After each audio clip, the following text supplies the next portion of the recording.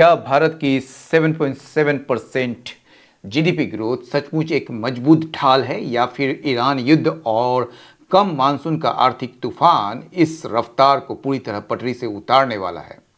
नमस्कार, आपका हमारे चैनल में स्वागत है। आज हम जो एनालिसिस करने वाले हैं वो इस महत्वपूर्ण एडिटोरियल की, जो आपकी यूपीएससी, नेट या एसएससी और बैंकिंग परीक्षाओं के दृष्टिकोण से सबसे ज़्यादा ज़रूरी है। हाल ही में सरकार ने 2025-26 के जीडीपी आंकड़े जारी किए हैं। ये आंकड़े जितने ऊपर से चमकीले और मजबूत दिख रहे हैं, अंदर ही अंदर उतनी ही बड़ी चिंता की लकीरें भी खींच रहे हैं। जो आज के इस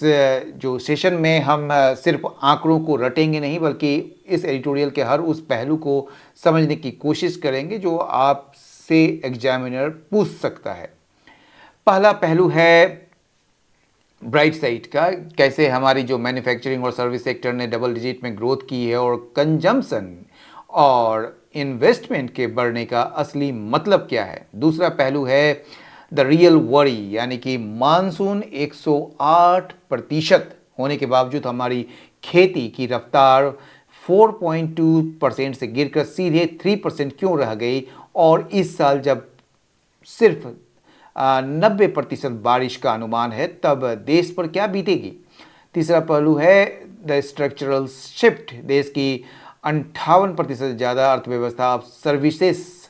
पर टिकी है, लेकिन सबसे ज़्यादा रोजगार देने वाली खेती का हिस्सा 20% से नीचे आ गया है। यह असंतुलन भारत के लिए कितना खतरनाक है। और आखिरी सबसे बड़ा टेस्ट, यानी कि द अल्टीमेट टेस्ट है, वो आरबीआई और मुख्य आर्थिक सलाहकार ने अगले साल ग्रोथ रेट गिरकर 6.6% होने की बात क्यों कही है। पिछले साल हमने टैक्स और टैरिफ की लड़ाई जीती थी, लेकिन इस साल ईरान युद्ध के कारण होने वाले एनर्जी सप्लाई संकट से हमारी सरकार की नीतियां कैसे निपटेंगी। अगर आप भी भारतीय अर्थव्यवस्था के इस टेस्टिंग टाइम, यानी कि परीक्षा की घड़ी को बिल्कुल आसान शब्दों में, लाइन बाय लाइन और क्रिस्टल क्लियर कॉन्सेप्ट के साथ समझना चाहते हैं, तो पेन और पेपर उठा लीजिए। चलिए बिना किसी देरी के शुरू करते हैं आज का the Hindu editorial analysis. Let's course correct now. चलिए, जो पहला शब्द है टेस्टिंग टाइम्स। ये जो टेस्टिंग टाइम्स है वो कह रहा है कि ये परीक्षा की घड़ी है। कहने की बात है कि सरकार ने जो नए जीडीपी के आंकड़े जो जारी किए हैं, वे जहां एक तरफ देश की आर्थिक ताकत दिखाते हैं, वही दूसरी तरफ भविष्य में जो होने वाली या आने वाली बड़ी चुनौतियों की ओर इशारा करते हैं। और जो सब हेडलाइन है वो है जीडीपी डेटा जो है वो रिवील करती है, यानी कि उजागर करती है सम स्ट्रेंथ। कुछ ताकत तो आपके सामने लेकर आती है, but they will come under strain. लेकिन ये जो जीडीपी डाटा है वो ये एक मतलब तनाव में आने का या दबाव में आ जाएगा, ऐसा एडिटोरियल कह रहा है। मतलब कि कहने का मतलब है कि आंकड़ों से देखने से पता चलता है कि भारतीय अर्थव्यवस्था के कुछ हिस्से बहुत मजबूत हैं और अच्छा प्रदर्शन कर रहे हैं, लेकिन बाहरी दुनिया में जो चल रहे तनाव है, जैसे कि युद्ध और तेल संकट के कारण यह मजबूती आने वाले समय में भारी दबाव में आ जाएगी, यानी मुश्किलें बढ़ने वाली है। The GDP growth data released on Friday. अच्छा, फ्राइडे, ये रिलीज्ड नहीं, यहाँ पर एक एडजेक्टिव के रूप में यूज़ किया गया है जो कि पास्ट पार्टिसिपल है। यहाँ पर फ्राइडे को रिलीज़ किया गया जो जीडीपी ग्रोथ डाटा है वो एक ही समय में साइमल्टेनियसली पोर्ट्रे करती है, मतलब कि सामने लाती है या दिखाती है रिसेंट इकोनॉमिक स्ट्रेंथ को, मतलब हाल की जो इकोनॉमिक स्ट्रेंथ को दिखाती है, और साथ ही साथ जो है ये सामने लाती है, रिवील करती है, उजागर करती है कुछ ऐसे कारण, किसके लिए, फॉर वरी, चिंता के लिए, ठीक है ना। कुछ ऐसे कारण जो चिंता के कारण बन सकती है, तो वो भी सामने लाती है, या मतलब उसको दूसरे, जो इसकी तस्वीर की दूसरी पहलू को ये दिखाती है। द प्रोविजनल एस्टिमेट्स, जो प्रोविजनल एस्टिमेट्स है, यानी कि आप कह सकते हैं अनंतिम जिसको कह सकते हैं, या शुरुआती कह सकते हैं, तो ये जो अनंतिम या प्रोविजनल जो अनुमान है, आपका एस्टिमेट अनुमान ही होता है जीडीपी ग्रोथ का फॉर 2025-2026 का, हैव बीन पैक्ड, इसको फिक्स्ड किया गया है at 7.7%, which is marginally higher, जो मामूली रूप से बढ़ा, मतलब कि बढ़ा हुआ है, then the 7.6% predicted by the government in February, यानी कि फरवरी में जो सरकार के द्वारा जो भविष्यवाणी की गई थी 7.6% का, उससे मामूली थोड़ा सा ना मामूली रूप से वो थोड़ा बेहतर है, ठीक है, 0.1% उसमें ज़्यादा बेहतरी देखी गई है। दिस सजेस्ट, ये जो है सजेस्ट करता है, यानी कि ये इशारा करता है, एक तरीके से ये दिखाता है, क्या दिखाता है, दैट मार्च, ये जो मार्च है जो कि पहला पूरा महीना है since the West Asia crisis erupted, यानी कि जब पश्चिम एशिया का जो संकट है पूरी तरह भड़क चुका था, उसके बाद मार्च का ये जो ना पूरा महीना है, ठीक है, और इस मार्च में जो है did not see enough of an impact, ठीक है, इसमें जो है ना जो असर का बहुत मतलब कि क्या कहेंगे, बहुत ज़्यादा असर जो है इसमें देखा नहीं गया कि ये जो है अफेक्ट करे फुल ईयर्स ग्रोथ का, यानी कि पूरे साल के जो विकास पर इसका कोई बुरा असर हो, तो ऐसा हुआ नहीं, ठीक है। और ये कह रहा है कि that resilience will be dented in the months ahead, और यह जो रेजिलियंस है, यानी कि जो झटके सहने या वापस संभलने की जो ताकत है ना, that resilience will be dented in the months ahead, आने वाले दिनों में या आने वाले महीनों में जो है ये मतलब कि कमज़ोर पड़ जाएगी, डेंटेड हो जाएगी, ठीक है ना, यानी कि चोटिल हो जाएगी। भविष्य में इसका असर जो है हमारे अर्थव्यवस्था पर भी साफ दिखाई देगा और विकास की गति धीमी होगी। द डेटा ऑल्सो शोड, ये जो डेटा है, ये आंकड़े जो है, इसमें यह भी दिखाया गया है कि सेवरल की सेक्टर्स ऑफ द इकोनॉमी, कई सारे जो की सेक्टर्स हैं, जो प्रमुख जो सेक्टर्स हैं इकोनॉमी के, जैसे कि मैन्युफैक्चरिंग है, हो गया आपका, सेवरल सर्विसेज सेक्टर्स हो गया आपका, ग्रीव बाय डबल डिजिट्स, इसमें जो है ना डबल डिजिट्स देखे गए हैं, ठीक है, मतलब 10% से भी ज़्यादा की रफ्तार से इसमें तरक्की हुई है। मैन्युफैक्चरिंग तो समझ ही गए कि फैक्ट्रियों में जो सामान का जो बनना होता है, और जो सर्विसेज हो गया जैसे आईटी, बैंकिंग आदि, ये सब जो है इसमें जो है ना डबल डिजिट्स के ग्रोथ देखे गए हैं, over and above a relatively high base. यहाँ भी समझिए, ये हाई बेस का मतलब क्या हुआ, मतलब कि ये बहुत अच्छी बात है कि पिछले साल भी जो है ना इसका प्रदर्शन बहुत अच्छा था। तो चूंकि मान लीजिए कि पिछले साल भी 10% का प्रदर्शन होगा, ठीक है, मान लीजिए हम कि 10% की बढ़ोतरी हुई होगी, तो इस बार जो है 12% की बढ़ोतरी हुई, मतलब ये कम नहीं है। पिछले मान लीजिए 100 का 10%, मतलब 110 में 12%, मतलब उसका जो है फिर 110 का 12% निकालिए, तो ये जो है ये हाई बेस पहले से ही था, और उसके बाद जो है इस बार भी डबल डिजिट्स में ही ये बढ़ोतरी हुई है, ठीक है। ये मतलब कि एक कहने की बात है कि इस साल जो है इसने एक बड़ी छलांग लगाई है, समझ गए। चलिए, these are all good signs, ये सारे चीज जो है ना ये एक अच्छे संकेत हैं फॉरेन इकोनॉमी के लिए, जो बढ़ रही है सीवियर सप्लाई रिलेटेड हेडविंड्स की तरफ, यानी कि बहुत ही गंभीर सप्लाई से जुड़े हुए जो परेशानी है उसकी तरफ, जो समस्या है उसकी तरफ बढ़ रही है। ये समस्या किस लिए है, due to the war in Iran, Iran में युद्ध चलने की वजह से जो है पूरी दुनिया में जो है वो सामान और कच्चे तेल की सप्लाई रुकने या महंगी होने का खतरा जो है वो पैदा हो गया है। ऐसे में ये जो पुरानी मजबूती है हमारे यहाँ, वो हमें आने वाले तूफान से लड़ने की शक्ति देगी, ऐसा एडिटोरियल का कहना है। नोटेबली, नोटेबली मतलब ध्यान देने योग्य, ठीक है, जो ध्यान देने वाली बात है, both private final consumption expenditure and gross fixed capital formation, इसको समझिए आप। ये जो है ना पहला जो है आपका प्राइवेट फाइनल कंजम्पशन एक्सपेंडिचर, मतलब हो गया आम लोगों या परिवारों द्वारा जो बाजार में किया जाने वाला खर्च, इसको कहते हैं प्राइवेट फाइनल कंजम्पशन एक्सपेंडिचर। और दूसरा जो है वो आपका है ग्रॉस फिक्स्ड कैपिटल फॉर्मेशन, यानी कि सरकार और प्राइवेट कंपनियां को द्वारा फैक्ट्रियों, सड़कों, बिजनेस में किया जाने वाला निवेश, ये बात हो रही है। तो ये दोनों चीज़ जो है, ठीक है, ये एक पैमाना है, मैट्रिक्स है ऑफ हाउस होल्ड कंजम्पशन का और गवर्नमेंट एंड प्राइवेट सेक्टर का इन्वेस्टमेंट एक्टिविटी का, ठीक है।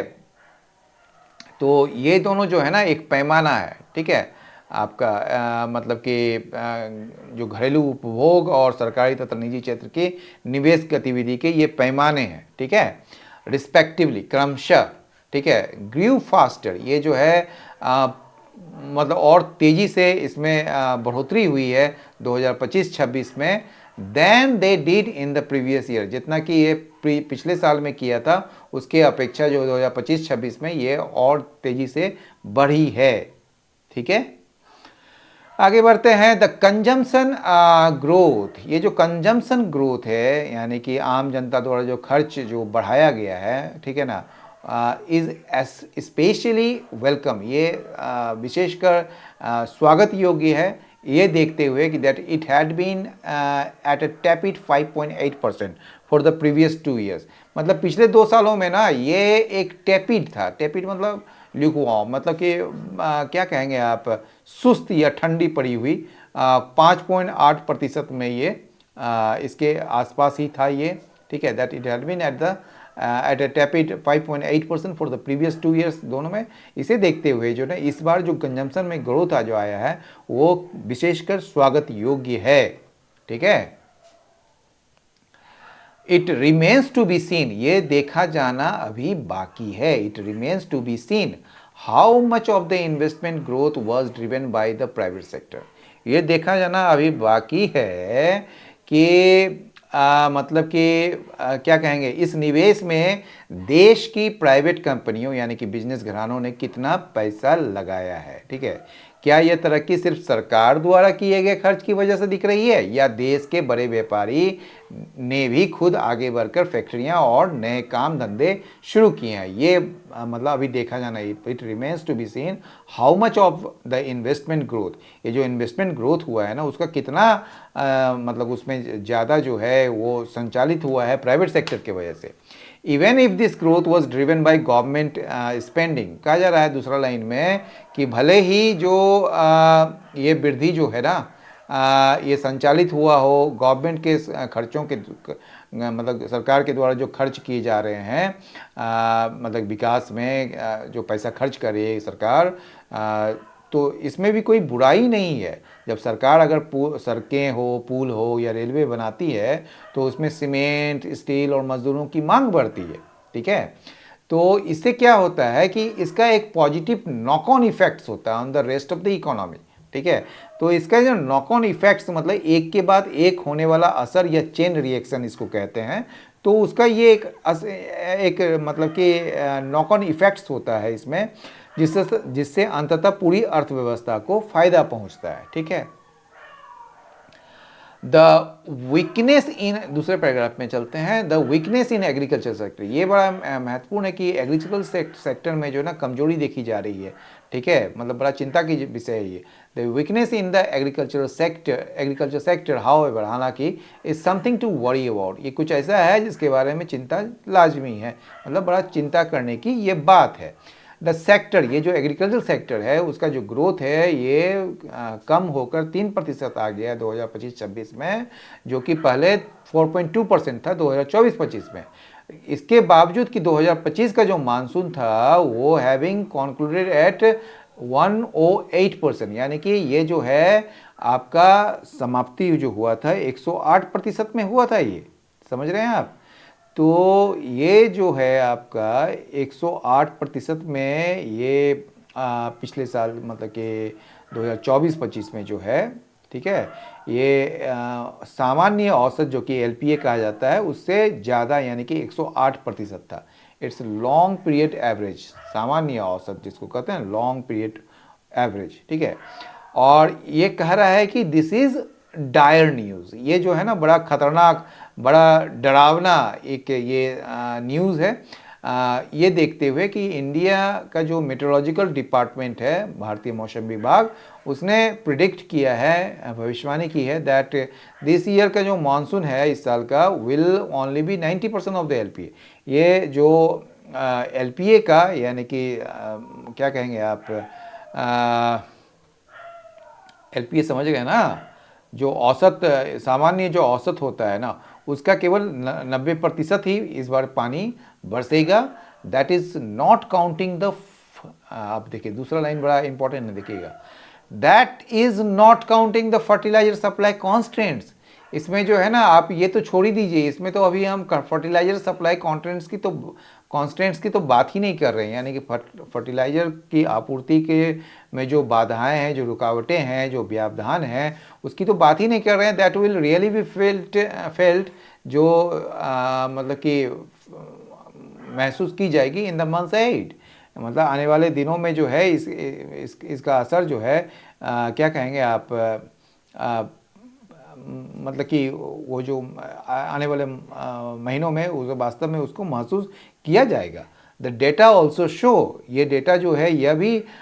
दिखाता है, आंकड़े ये भी दिखाती है कि rising dominance of services in the economy में, यानी कि अर्थव्यवस्था में जो है सर्विसेज सेक्टर का, यानी कि सेवा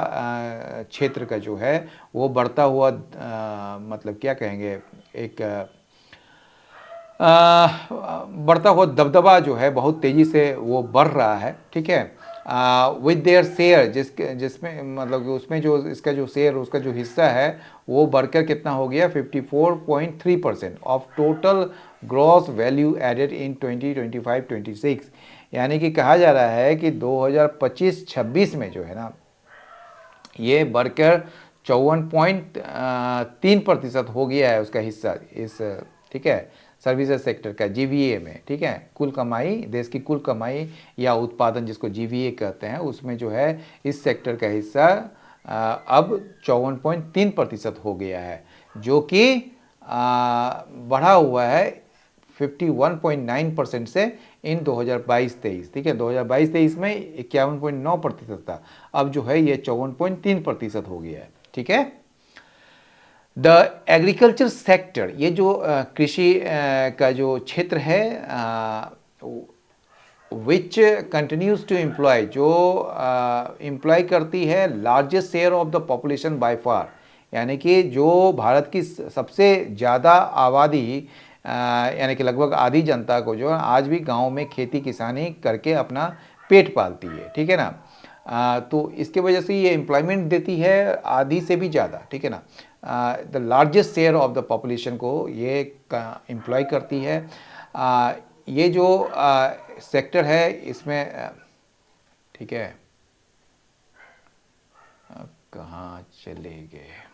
एक मिनट, हाँ, ये यहाँ पर मेन जो वर्ब है ये शो है, ठीक है ना। तो एग्रीकल्चर शो इट्स शेयर, इसका जो हिस्सा है जीवीए में वो गिरता हुआ देखा गया है टू बिलो 20%, यानी कि 20% भी नीचे, जो कि पहले 2022-23 में 22.1% था, ठीक है। द मैन्युफैक्चरिंग सेक्टर, अब कहा जा रहा है कि मैन्युफैक्चरिंग जो सेक्टर है, मैन्युफैक्चरिंग सेक्टर मतलब फैक्ट्रियों और विनिर्माण का जो हिस्सा है ना, वो हैज़ रिमेन लार्जली अनचेंज्ड, वो अब मतलब कि जस का तस बना हुआ है, ठीक है ना, जो कि चिंता का एक अन्य विषय है, ठीक है ना, अनदर कॉज फॉर कंसर्न। ये सजेस्ट करता है, दिस सजेस्ट, ये बताता है, ये इशारा करता है that India is not growing it's value aided manufacturing sector fast enough. अच्छा, यहाँ पर देखिए जो मैन्युफैक्चरिंग के हिस्सा जो है, मतलब जस का तस जो बना हुआ है, इससे मतलब पता चलता है कि भारत जो है अपने वैल्यू एडेड मैन्युफैक्चरिंग सेक्टर को उतनी तेज़ी से नहीं बढ़ा पा रहा है जितनी ज़रूरत है। वैल्यू एडेड का मतलब क्या होता है? ये मतलब होता है कि सिर्फ कच्चा माल ना बेचना, बल्कि देश के अंदर ही मोबाइल हो गया, कार हो गया, चिप्स हो गया, ऐसे जैसे इन जैसे महंगी और कीमती चीज़ें जो है वो बनाते हैं आप, जिससे ज़्यादा मुनाफा और अच्छी नौकरियां मिल सकते हैं, ठीक है। हमारी जो रफ्तार है इस मामले में काफ़ी धीमी है। The reserve bank of India, अब कहा जा रहा है कि आरबीआई जो है आपका क्या कर रही है, ऊपर चलिए, और गवर्नमेंट भी और इंडिपेंडेंट इकोनॉमिस्ट भी, जो स्वतंत्र जो अर्थशास्त्री हैं वो भी आर इन एग्रीमेंट, वो सहमत हैं दैट 2026-27 विल सी ग्रोथ, यानी 2026-27 जो है वो ग्रोथ को देखेगा कम होते हुए बहुत ही ज़्यादा, सिग्निफिकेंटली, ठीक है ना, यानी कि बहुत साफ तौर पर धीमी हो जाएगी ये, यानी कि मंदी या सुस्ती आने वाली है।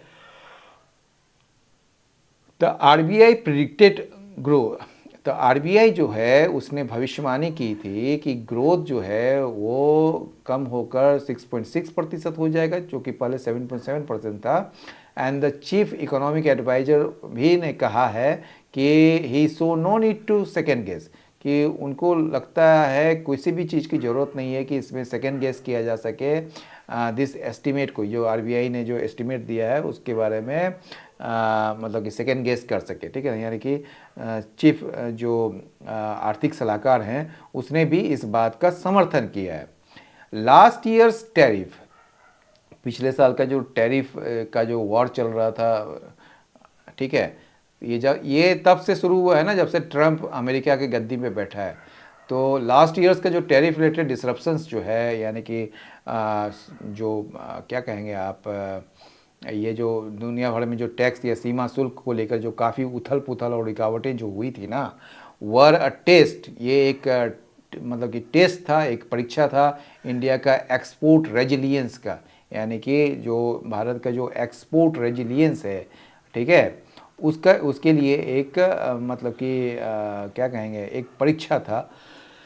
This years energy supply disruptions, और इस साल जो है ना एनर्जी सप्लाई, एनर्जी को लेकर जैसे तेल वगैरह जो हो गया ना, कि तेल ईंधन के रुकने या महंगे होने का जो खतरा है ना, तो ये जो इस साल का जो एनर्जी सप्लाई का जो डिसरप्शन है, ये परीक्षा लेगी, टेस्ट करेगी इंटायर इकोनॉमी को, पूरे अर्थव्यवस्था को, एज वेल एज साथ ही साथ गवर्नमेंट्स की पॉलिसी एजिलिटी को भी, यानी कि साथ ही साथ जो है हमारी सरकार कितनी फुर्ती और चालाकी से संकट से निपटने के लिए नई नीतियाँ और फैसले ले पाती है, उस चीज़ का ये क्या करेगी, परीक्षा लेगी। तो आज के इस एडिटोरियल से एक बात बिल्कुल साफ है कि भारत की 7.7% की ग्रोथ रेट भले ही आज हमें एक मजबूत स्थिति में दिखा रही हो, ठीक है, लेकिन असली परीक्षा आने वाले महीनों में पॉलिसी एजिलिटी और यानी सरकार के सही फैसलों और कृषि क्षेत्र को संभालने की होगी। अब आप लोगों के लिए आज का एक सवाल, क्या आपको लगता है कि भारत की सर्विस सेक्टर पर बढ़ती निर्भरता हमारी अर्थव्यवस्था के लिए लंबी अवधि में सही है, या हमें मैन्युफैक्चरिंग पर सबसे ज़्यादा ध्यान देना चाहिए? अपने विचार नीचे कमेंट बॉक्स में ज़रूर शेयर करें, मैं आपके कमेंट्स का इंतज़ार करूँगा। अगर आप आज का ये एनालिसिस आपको क्रिस्टल क्लियर लगा हो, कॉन्सेप्ट समझ में आया हो, तो इस वीडियो को एक लाइक ज़रूर दीजिएगा। इसे अपने उन सभी दोस्तों के साथ शेयर करें जो यूपीएससी, बैंकिंग या किसी भी कोऑपरेटिव एग्ज़ाम्स की तैयारी कर रहे हैं। और हाँ, रोज़ सुबह जो है की तरह जो है आज सुबह में ही डालना था, लेकिन हो गई रात। तो एडिटोरियल एनालिसिस के लिए चैनल को सब्सक्राइब करना और बेल आइकन दबाना बिल्कुल मत भूलिएगा। इस क्लास की पीडीएफ और नोट्स आपको हमारे टेलीग्राम चैनल पर मिल जाएंगे, जिसका लिंक नीचे डिस्क्रिप्शन में है। कल सुबह इसी मतलब कि आपसे मिलते हैं फिर से एक नए महत्वपूर्ण टॉपिक के साथ। तब तक के लिए पढ़ते रहिए, सीखते रहिए और अपनी तैयारी को मजबूत बनाते रहिए। Thank you so much. जय हिंद।